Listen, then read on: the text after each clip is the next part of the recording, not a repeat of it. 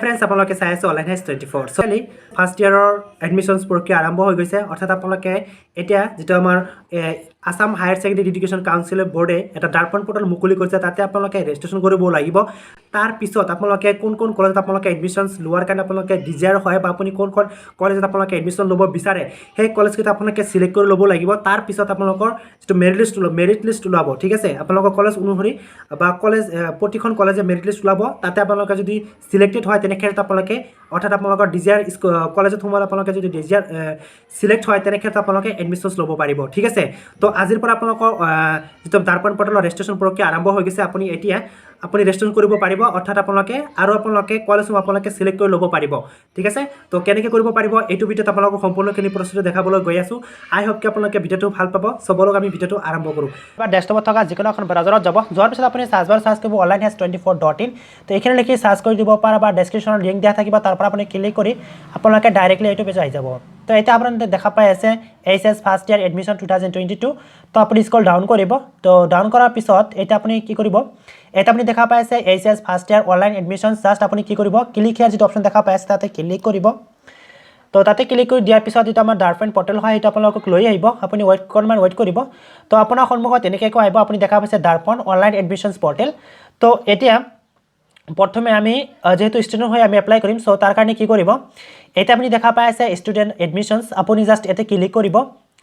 তো এতে ক্লিক কৰি দিয়াৰ পিছত আপোনাৰ সন্মুখত এনেকৈ আহিব এটা আপুনি দেখা পাইছে 10 digit mobile number date of birth আৰ 4 ডিজিট পিন ওকে তো যেহেতু আমি প্ৰথমে ৰেজিস্ট্ৰেশন কৰিব লাগিব যেহেতু আমি ৰেজিস্ট্ৰেশন কৰা নাই এই পোৰ্টালখনত সো প্ৰথমে আমি ৰেজিস্ট্ৰেশন কৰিব লাগিব সো ৰেজিস্ট্ৰেশন কৰাৰ কাৰণে আপুনি কি কৰিব এটা আপুনি দেখা পাইছে don't have an account so click here to register a new account okay তো যেহেতু আমি ৰেজিস্ট্ৰেশন কৰা নাই সো প্ৰথমে আমি ৰেজিস্ট্ৰেশন কৰিব লাগিব সো ৰেজিস্ট্ৰেশন কৰাৰ কাৰণে কি কৰিব ক্লিক হিয়াৰ যেটো অপশ্যন দেখা পাইছে তাতে ক্লিক কৰিব তো তাতে ক্লিক কৰি দিয়াৰ পিছত যেটো ৰেজিস্ট্ৰেশন পেজ হয় অৰ্থাৎ আপোনালোকে ষ্টুডেন্ট এডমিশ্যন যেটো ফৰ্ম হয় হেটো আপোনালোকক ওপেন হ'ব আপোনালোকৰ ফৰ্ম এনেকা ওপেন হ'ব তো এতিয়া আপুনি প্ৰথমে দেখা পাইছে সিলেক্ট বোৰ্ড সো প্ৰথমে আপুনি সিলেক্ট बोर्ड सिलेक्ट कर लब लगे तार कारण ये क्लिक कर क्लिक कर दियार पिছত अपना कोनটো बोर्ड आছিলে এই बोर्ड सिलेक्ट कर लब तो এটা আপনি দেখা পাই আছে सो बहुत केटा बोर्ड আছে তো আদার্স হয় তেনে ক্ষেত্রে আদার্স সিলেক্ট कर लब तो মই যাটো কৰি দিয়াছো তাটা হৈছে সেবা बोर्डৰ পৰা বাস কৰিছে ওকে তো মই সেবাটো সিলেক্ট কৰিছো তো লোৱাৰ পিছত এটা আপনি দেখা পাইছে সিলেক্ট ক্লাস 10 एग्जाम পাসিং ইয়ার আপনি এতে ক্লিক কৰিব তো মই যাটো কৰি আছো তাই আছিল 2022 তো এটা সিলেক্ট কৰিছো আৰু যদি আপোনাৰ বেলেগ হয় অৰ্থাৎ আপোনালোকে আগতে পাস কৰিছিলে তেনে ক্ষেত্ৰত আপোনাৰ আগৰ ইয়াৰটো অৰ্থাৎ আপোনালোকৰ এক্সাম 10 এক্সামিনেশন পাসিং ইয়াৰটো সিলেক্ট কৰি ল'ব তো লোৱাৰ পিছত এটা আপুনি দেখা পাইছে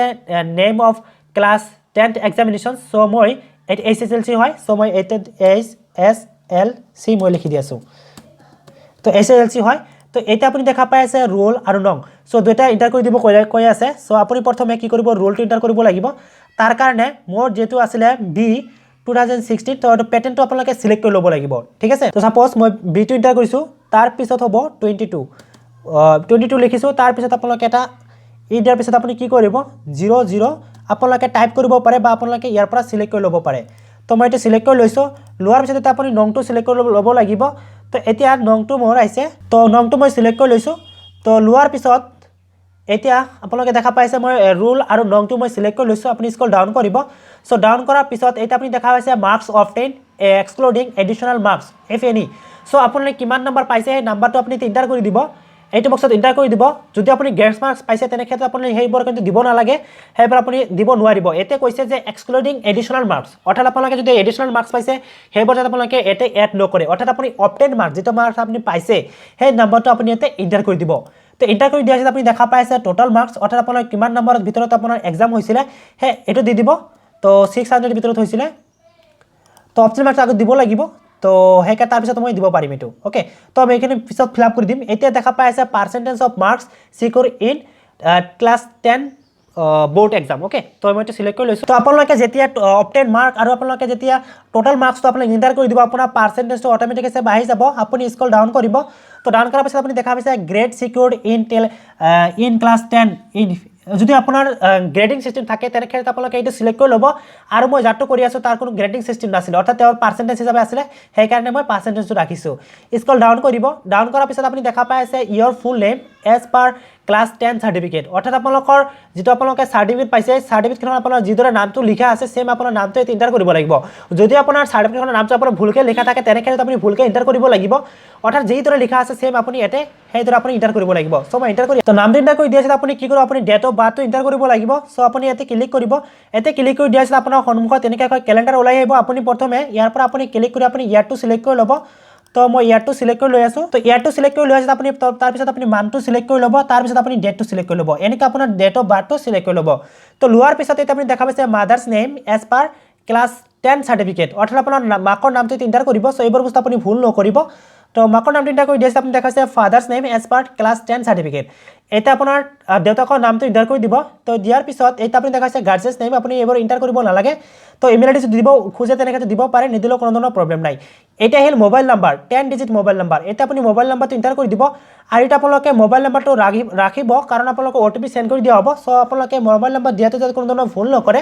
তো মোবাইল নাম্বাৰ এটা কৰি দিয়াছিল আপুনি কি কৰিব কনফাৰ্ম মোবাইল নাম্বাৰ যেটো আছে অৰ্থাৎ আপোনালোকে যেটো মোবাইল নাম্বাৰটো এন্টাৰ কৰিলে সেই মোবাইল নাম্বাৰটো এতে এন্টাৰ কৰি দিব এন্টাৰ কৰি দিয়াৰ পিছত আপুনি কি কৰিব সিলেক্ট নেশ্যনেলিটি আপুনি এতে ক্লিক কৰিব এতে ক্লিক কৰি দিয়াছে আপুনি ইণ্ডিয়ানটো সিলেক্ট কৰি ল'ব তো লোৱাৰ পিছত এটা আপুনি দেখাইছে 19 নম্বৰ যেটো দেখা পাই আছে এড্ৰেছ লাইন 1 এতে আপোনালোকে কি কৰিব ভিলেজ পোষ্ট অফিস এইবোৰ এন্টাৰ কৰি দিয়াছে আপুনি কি কৰিব ষ্টেটটো আপুনি সিলেক্ট কৰি ল'ব তো ষ্টেটটো সিলেক্ট কৰি লোৱাৰ পিছত আপুনি ডিস্ট্ৰিক্টটো সিলেক্ট কৰি ল'ব তো ডিস্ট্ৰিক্টটো সিলেক্ট কৰি লোৱাৰ পিছত আপুনি পোষ্ট অফিসটো সিলেক্ট এন্টাৰ কৰিব তো পোষ্ট অফিস এন্টাৰ কৰি দিয়াৰ পিছত আপুনি কি কৰিব আপোনাৰ পিন কোড আপোনাৰ এৰিয়াৰ যেটো পিন কোড হয় পিন কোডটো আপুনি এন্টাৰ কৰি দিব এন্টাৰ কৰি দিয়াছে আপুনি দেখা পাইছে ভিলেজ টাউন বা ওয়াৰ্ড অৰ্থাৎ আপুনি যদি ভিলেজত বসবাস কৰে তেনে ক্ষেত্ৰত ভিলেজৰ নামটো লিখিব যদি টাউনত বসবাস কৰে তেনে ক্ষেত্ৰত টাউনৰ নামটো লিখিব আৰু যদি আপুনি ওয়াৰ্ডত বসবাস কৰে তেনে ক্ষেত্ৰত আপুনি ওয়াৰ্ডটো এটা এন্টাৰ কৰি দিব ওকে তো দিয়াৰ পিছত আপুনি দেখা হৈছে সিলেক্ট ৰিলিজনস আপুনি এতে ক্লিক কৰিব ক্লিক কৰি দিয়াৰ পিছত আপুনি আপোনাৰ কোনটো ৰিলিজন হয় আপুনি এটো সিলেক্ট কৰি ল'ব তো লোৱাৰ পিছত আপুনি দেখা হৈছে সিলেক্ট কাষ্ট আপুনি এতে ক্লিক কৰিব তো ক্লিক কৰি দিয়াছে আপোনাৰ কোনটো কাষ্ট হয় আপুনি সেই কাষ্টটো সিলেক্ট কৰি ল'ব মই জেনাৰেল হয় সেইকাৰণে মই জেনাৰেলটো সিলেক্ট কৰিছো এটা হেল সিলেক্ট জেন্ডাৰ আপুনি এতে ক্লিক কৰিব আপোনাৰ কোনটো জেন্ডাৰ হয় আপুনি এতে সিলেক্ট কৰি ল'ব তো লোৱাৰ পিছত আপুনি দেখা পাই আছে 23 নম্বৰ যদি দেখা পাই আছে whether belongs two specially abled ক্যাটেগৰী অৰ্থাৎ আপোনালোকে যদি বিকলাংগ হয় বিকলাংগ যদি হয় তেনে ক্ষেত্ৰত আপুনি ইয়েস কৰিব নহলে আপুনি নো কৰিব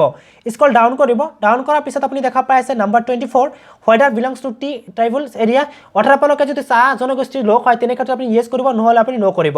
তাৰ পিছত 25 নম্বৰ যেটো কৈ আছে যে ইকোনমিক্যালি কি আছে whether belongs to economically weaker section অৰ্থাৎ যদি আপোনাৰ ইডব্লিউএছ সাৰ্টিফিকেট আছে তেনে ক্ষেত্ৰত আপুনি ইয়েস কৰিব নহলে আপুনি এটো নো কৰিব স্ক্ৰল ডাউন কৰিব ডাউন কৰাৰ পিছত যদি আপোনাৰ এনসিসি সাৰ্টিফিকেট থাকে তেনে ক্ষেত্ৰত আপুনি এটো কৰিব এনসিসি বা আপোনালোকৰ যদি নেশ্যনেল বা ষ্টেট লেভেলৰ স্পৰ্ট বা কালচাৰেল বা এনসিসি সাৰ্টিফিকেট থাকে তেনে ক্ষেত্ৰত আপুনি ইয়েস কৰিব নহলে আপুনি নো কৰিব এটা আপোনালোকে ডকুমেন্টস আপলোড কৰিব লাগিব এটা আপুনি দেখা পাই আছে আপলোড ৰিকোয়াৰ্ড ডকুমেন্টস সো প্ৰথমে আপুনি এতে কি কৰিব ফটো আপলোড কৰিব লাগিব ঠিক আছে তো আপুনি তাৰ কাৰণে কি কৰিব এতে ফটোখনৰ সাইজ আপোনালোকে 1 MB কৈ যাতে বেছি নহয় এটো লক্ষ্য কৰিব তো ফটোখন আপোনালোকে আপলোড কৰাৰ কাৰণে কি কৰিব ব্ৰাউজ এতে ক্লিক কৰিব তো এতে ক্লিক কৰি দিয়াৰ পিছত ফটোখন আপোনালোকে আপলোড কৰি দিব তো এটা আপুনি দেখা পাইছে মই ফটোখন এনেকৈ আপলোড কৰি লৈছো এটা আপুনি কি কৰিব লাগিব মাৰ্কশিট আপলোড কৰিব লাগিব সো এটা আপোনালোকে মাৰ্কশিটটো পিডিএফ যেটো ফৰমেট হয় পিডিএফ ফৰমেট কিন্তু আপুনি আপলোড কৰিব নোৱাৰিব এটা আপোনালোকে জেপিজি বা জেপিইজি বা পিএনজি যিকোনো এটা ফৰমেটত আপোনালোকে আপলোড কৰিলে হ'ল সো মই মাৰ্কশিটটো এন্টাৰ কৰি আছো তো মাৰ্কশিটটো মই এন্টাৰ কৰি দিছো সো মাৰ্কশিটটো মই সিলেক্ট কৰি লৈছো এটা আপুনি কি কৰিব লাগিব তো ফটো আৰু মাৰ্কশিট আপোনালোকে সিলেক্ট কৰি লোৱাৰ পিছত এটা আপোনালোকে পিন দিব লাগিব অৰ্থাৎ যেটো পিন আপোনালোকে মনত থাকে সেই পিনটো আপোনালোকে এন্টাৰ কৰিব কাৰণ আপোনালোকে যেতিয়া লগইন কৰিব সেই পিন সেই টাইমত কিন্তু আপোনালোকৰ এই পিন কিটা আপোনালোকৰ লাগিব ওকে আৰু পিন কোড আপোনালোকে 4টা সংখ্যা থাকিব লাগিব 4 ডিজিট ওকে তো 4টা সংখ্যা থাকিব লাগিব আৰু যেটো 4টা ডিজিট আপোনালোকে এটো বক্সত এন্টাৰ কৰিব সেম 4টা ডিজিট আপোনালোকে এটো বক্সত এন্টাৰ কৰিব তো এন্টাৰ কৰি দিছে আপুনি কি কৰিব আই হিয়াৰ বাই যেটো আপোনালোকে দেখা পাইছে আপুনি এতে এন্টাৰ কৰি এতে ক্লিক কৰি দিব তো এতে ক্লিক কৰি দিয়াৰ পিছত আপুনি কি কৰিব প্ৰসিড টু নেক্সট আপুনি এতে ক্লিক কৰি দিব তো প্ৰসিড এণ্ড নেক্সট বাটনটো ক্লিক কৰিব যেতিয়া আপুনি প্ৰসিড এণ্ড নেক্সট বাটনটো ক্লিক কৰিব আপোনাৰ সন্মুখত এনেকৈ প্ৰিভিউ শো কৰিব সো আপুনি ভালদৰে বস্তুখিনি চাই ল'ব তো লোৱাৰ পিছত এতিয়া আপুনি কি কৰিব নেক্সট বাটনটোত ক্লিক কৰিব তো যেতিয়া আপুনি নেক্সট বাটনটোত ক্লিক কৰিব আপোনাৰ সন্মুখত এনেকৈ কৈ আহিব আপোনালোকে কনফাৰ্ম হৈ ল'ব যদি আপোনাৰ কিবা ভুল থাকে আপোনালোকে সাবমিট কৰাৰ পিছত কিন্তু আপুনি চেঞ্জ কৰিব নোৱাৰিব সো আপোনালোকে এতে সাবমিট কৰাৰ পিছত আপোনালোকে কিন্তু গটেখিনি আপোনালোকে বস্তু আগতে আপুনি গটেখিনি বস্তু কনফাৰ্ম হৈ ল'ব সো মই গটেখিনি ঠিক আছে সেইকাৰণে মই ওকে বাটনটোত ক্লিক কৰিছো তো ওকে বাটনটো ক্লিক কৰি দিয়াৰ পিছত অকণমান ওয়েট কৰিব তো আপোনাৰ সন্মুখত আপোনাৰ এনেকৈ ড্যাশবোৰ্ডটো ওপেন হ'ব এটা আপুনি দেখা পাইছে আপোনাৰ কলেজসমূহ শো কৰিব তো এতিয়া আপোনালোকে কলেজ আপোনালোকে সিলেক্ট কৰি ল'ব পাৰিব আপুনি কোনটো কলেজত আপুনি এডমিশন ল'ব বিচাৰে তো এতিয়া আপুনি দেখা পাই আছে সো আপুনি কলেজসমূহ আপুনি এতিয়া শুই কৰিব পাৰিব ঠিক আছে তো প্ৰথমে আপুনি দেখা পাই আছে ড্যাশবোৰ্ডটো আপোনাৰ ওপেন হৈছে এতিয়া আপুনি দেখা পাই আছে ক্যান্ডিডেটজনৰ নামটো লিখা আছে মোবাইল নাম্বাৰটো দিয়া আছে তো মই এইখিনি বস্তু হাইড কৰি দিম তো এতিয়া কলেজসমূহ আমাৰ অসমৰ যিমানকেইটা কলেজ আছে গোটেইকেইটা কলেজ আপোনালোকে এটা শ্ব' কৰিব তো এতিয়া আপুনি দেখা পাইছে ডেশবৰ্ড আপুনি এতিয়া ক্লিক কৰিব তো ডেশবৰ্ডত ক্লিক কৰি দিয়াৰ পিছত আপোনাৰ প্ৰফাইলটো এটা আপুনি এনেকৈ আহিব ঠিক আছে তো এতিয়া আপুনি কি কৰিব এপ্লাই অৰ্থাৎ আপোনালোকে কলেজত আপোনালোকে কোনটো কলেজত আপুনি এপ্লাই কৰিব বিচাৰে সেইকেইটা আপুনি এপ্লাই কৰিব পাৰিব তো এতিয়া মাই এপ্লিকেশনস এতে আপুনি কোনটো কলেজত আপুনি এপ্লিকেশনস কৰিছে তো সেইকেইটা ডিটেইলছ আপুনি ইয়াতে মাই এপ্লিকেশনত ক্লিক কৰি আপুনি চাব পাৰিব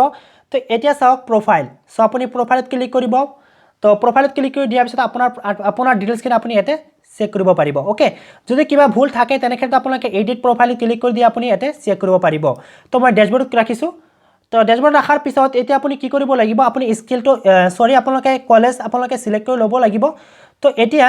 আপোনালোকে কি কৰিব ফিল্টাৰত ক্লিক কৰিব পাৰে তো ফিল্টাৰত ক্লিক কৰি দিয়াৰ পিছত আপুনি ডিস্ট্ৰিক্ট অনুসৰি আপোনাৰ কলেজটো আপুনি সিলেক্ট কৰি ল'ব পাৰে সাপোজ মই ডিস্ট্ৰিক্টটো সিলেক্ট কৰি লৈছোঁ তো লোৱাৰ পিছত এতিয়া মই কি কৰিম দেন চইচ এটা আপুনি ক্লিক কৰি দিব ক্লিক কৰি দিয়াৰ পিছত মই যেহেতু বঙাইগাঁও ডিস্ট্ৰিক্টৰ হয় সেইকাৰণে মই বঙাইগাঁও ডিস্ট্ৰিক্ট সিলেক্ট কৰি লৈছোঁ লোৱাৰ পিছত এতিয়া আপুনি দেখা পাইছে ষ্ট্ৰীম আপুনি এতিয়া ক্লিক কৰিব এতিয়া আপুনি কোনটো ষ্ট্ৰীমত আপুনি এডমিশ্যন ল'ব বিচাৰে okay arts science commerce vocational আপুনি কোনটো ষ্ট্ৰীমত আপুনি এডমিশ্যন ল'ব বিচাৰে সেই হিচাপে দিয়া হৈছে সাপোজ মই ভোকেশনাল মই ল'ম ঠিক আছে তো সেইকাৰণে মই ভোকেশনালটো মই সিলেক্ট কৰিছোঁ লোৱাৰ পিছত আপুনি কি কৰিব ফিল্টাৰ অপশ্যনটো ক্লিক কৰিব তো ফিল্টাৰ অপশ্যনটো ক্লিক কৰি দিয়াৰ পিছত আপোনাৰ এই বঙাইগাঁও ডিস্ট্ৰিক্টৰ কোনটো কলেজত ভোকেশনাল ষ্ট্ৰীমটো আছে আপোনাৰ সন্মুখত এনেকৈ আহিব ঠিক আছে তো আপোনাৰ যদি সায়েন্স হয় অৰ্থাৎ আপুনি সায়েন্সত ল'ব বিচাৰে তেনেক্ষেত্ৰত আপুনি তেনেকৈ আপুনি কৰিব সেম ষ্টেপটো আপুনি ফ'ল' কৰিব তো এতিয়া বঙাইগাঁও ডিস্ট্ৰিক্টৰ অকল ভোকেশনাল এইটো অবেশ্বৰী এইচএছ এণ্ড এমপি স্কুলত আছে ঠিক আছে সো এনেকৈ যদি আপোনালোকে এপ্লাই কৰিব বিচাৰে তেনেক্ষেত্ৰত আপুনি কি কৰিব জাষ্ট আপুনি এপ্লাই বাটনটোত ক্লিক কৰিব তো এপ্লাই বাটনত যেতিয়া ক্লিক কৰিব আপোনাৰ সন্মুখত এনেকৈ ডিটেইলছ আহি যাব তো এতিয়া আপুনি দেখা পাইছে তাতে ক্লিক কৰি দিয়াৰ পিছত আপোনাৰ সন্মুখত এনেকৈ আহিব বেছিক প্ৰফাইল সো মই যাতে কৰি দিম তাতো ভোকেশনালত ল'ব আচলতে পাঁচটা ইমান ভাল নহয় সো তাই ভোকেশনালত ল'ব সেইকাৰণে মই কি কৰিম ভোকেশনাল ষ্ট্ৰীম এপ্লাই মই ইয়াতে ক্লিক কৰি দিছোঁ এতিয়া ক্লিক কৰি দিয়াৰ পিছত এতিয়া আপুনি দেখা পাই আছে সিট এভেইলেবল আছে 150 সিট আছে অৰ্থাৎ ভোকেশনালৰ যদি এডমিশ্যন লয় তেওঁৰ সিট আছে 150 এতিয়ালৈকে কোনেও এতিয়ালৈকে এডমিশ্যন যিটো এপ্লাই হয় এতিয়ালৈকে কোনো এপ্লাই কৰা নাই সো ঠিক আছে তো মই কি কৰিম